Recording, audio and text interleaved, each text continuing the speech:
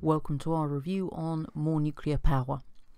So we've already looked at nuclear power going back to our core science, but just to recap on how it actually works.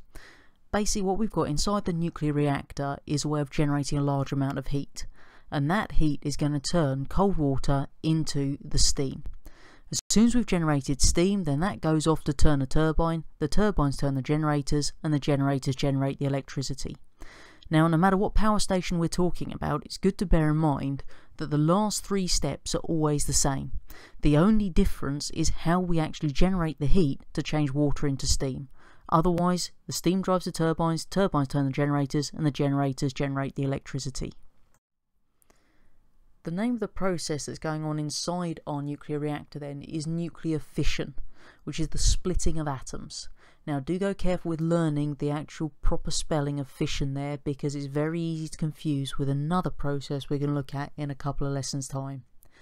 Now nuclear fission occurs inside all nuclear reactors, and it's going to release quite large amounts of energy in the form of heat. A few key facts that would be good to remember for our exam then. The fuel used in a nuclear power station is uranium.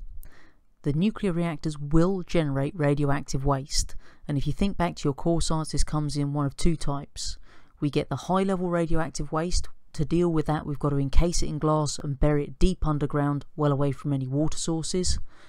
Or we will generate low level radioactive waste, which we can simply bury in a landfill.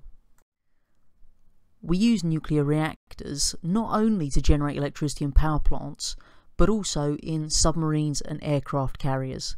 So it's a good idea just to remember that these aren't just ways of generating electricity on the mainland, but also to generate electricity to power entire vessels like our submarines.